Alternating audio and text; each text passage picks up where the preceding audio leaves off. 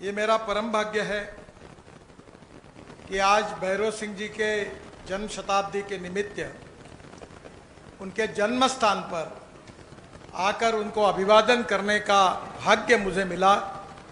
मैं सबसे पहले इस भूमि पर उनकी स्मृतियों को अभिवादन करता हूं और उन्होंने दिखाए हुए मार्ग पर जाने के लिए उनकी शुभकामना और शुभेच्छाएं हम सबके पीछे रहेगी, इस विश्वास को व्यक्त करता हूं।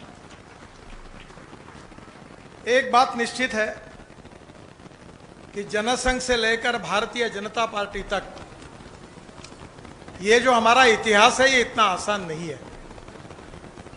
1952 में जब जनसंघ की स्थापना हुई तब हमारे नेताओं को, कार्यकर्ताओं को सम्मान नहीं था, इज्जत नहीं थी, प्रतिष्ठा भी नहीं थी और चुनाव में जीत भी नहीं थी।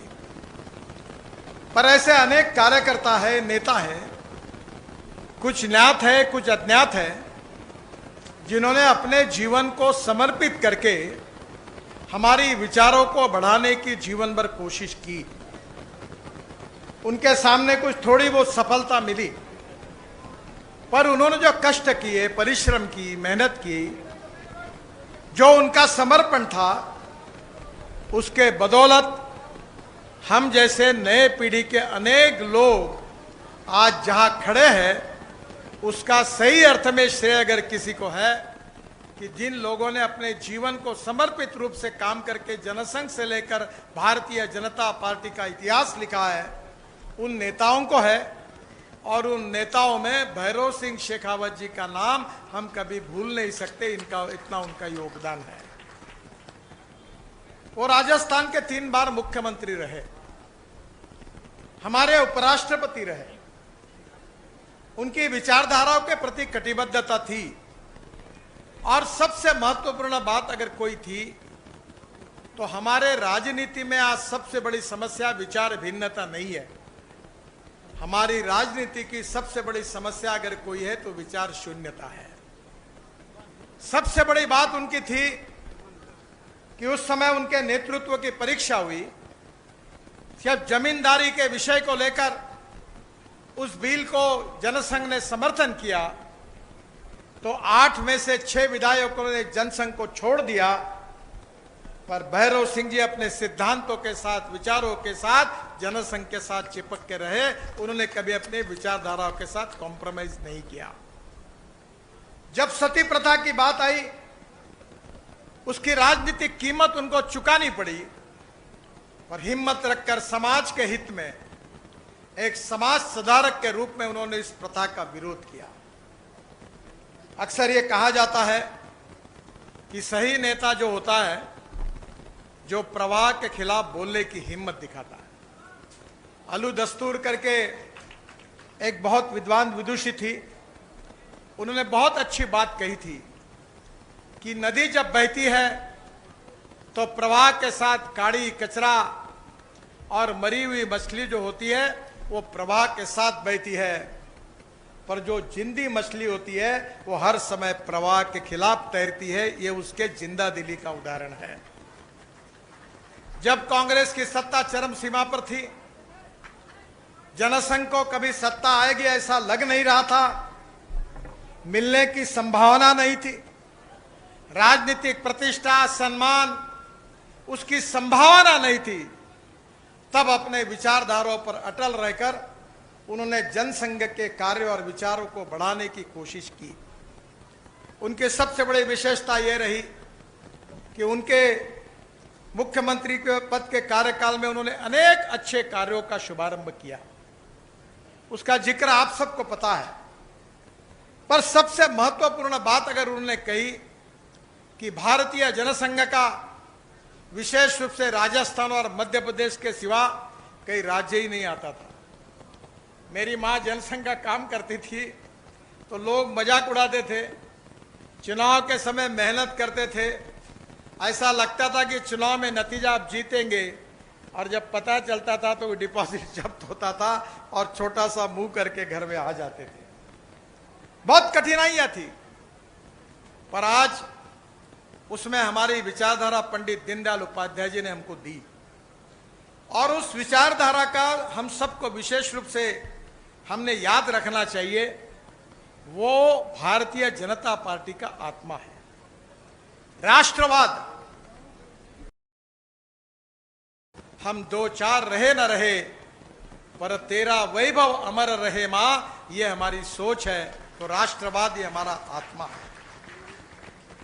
सुशासन और विकास, गुड गवर्नेंस एंड डेवलपमेंट, ये हमारा एक प्रकार के मिशन है कि राजनीति में अगर सत्ता में आएंगे तो सत्ता का उपयोग हम किस लिए करेंगे, किसके विकास के लिए करेंगे, कौन सा सामाजिक आर्थिक परिवर्तन हमको लाना है।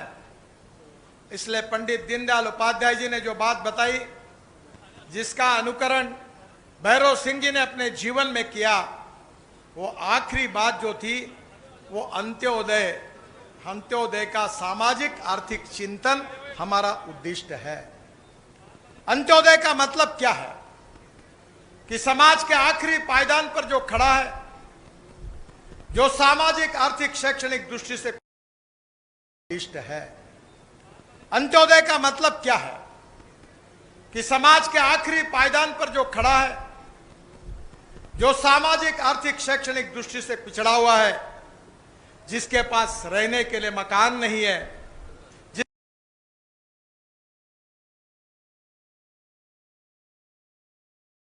कौन सा सामाजिक, हम उसकी निरंतर सेवा करते रहे और जिस दिन उसको रोटी कपड़ा और मकान नहीं मिलेगा, उस दिन हमारा कार्य पूरा नहीं होगा, ऐसा ही हम समझेंगे।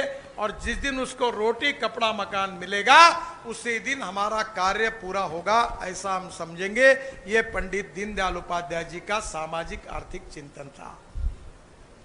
सबसे महत्वपूर्ण बात है कि इस चिंतन को केवल किताबों में रखते हुए नहीं, तो सत्ता में रहकर अंत्योदय के विचारों का अनुकरण करने वाले हमारे विचार परिवार के पहले नेता, पहले मुख्यमंत्री अगर कोई थे तो वो भैरव सिंह शेखावत थे। इस बात का मुझे बहुत गौरव है। भैरव सिंह जी ने कहा था कि राजनीति में जब तक सेवा नीति नहीं होगी तब तक वो राजनीति नहीं होगी। Politics is the instrument of socio economic reform. Politics का अर्थ क्या है? पॉलिटिक्स का अर्थ है समाज कारण, राष्ट्र कारण, सेवा कारण और विकास कारण। ये आजकल मेवा कारण बन गया।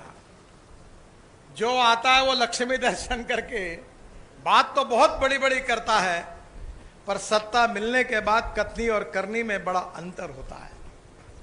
आज हमें इस बात का जिक्र करना होगा, केवल सत्ता बदलना हमारा मकसद नहीं है, राज बदलना हमारा मकसद नहीं है। हम जिस विचारधारा से आए, राज बदलना नहीं है, हमको समाज बदलना है, ये हमारा उद्देश्य है। मुझे इस बात की खुशी है कि अंत्योदय के नाम पर जो काम के बदले में अनाज देने की योजना भैरव सिंह जी ने शुरू की, उसकी वर्ल्ड बैंक ने तारीफ की। आज मुझे इस बात की खुशी है, मैं आज हेलीकॉप्टर से आ रहा था और विशेष रूप से मुझे खुशी है कि जब वो उपराष्ट्रपति थे तो मैं अपने जीवन में 80% काम तो गांव में करता हूं, खेतों में करता हूं। और मैंने एक उपक्रम के उद्घाटन के लिए उनको मैं नागपुर लेके गया था।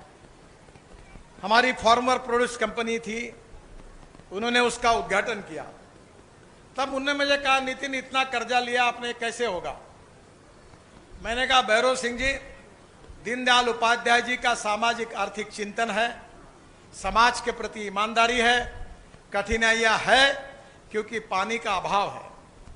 हमारे यहाँ किसानों ने बहुत आत्महत्या की थी, 10,000 किसानों ने, पर आपके आशीर्वाद से अच्छा होगा। आज मुझे खुशी है कि भैरव सिंह जी ने जिस उपक्रम की शुरुआत की, वो हमारे उपक्रमों के टर्नओवर अब 2,500 करोड़ हुआ, 15,000 लोगों को रोजगार मिला। और जो बात मैं कहता हूं, मुझे तो आप सबके एमएलए एमपी को कहूंगा,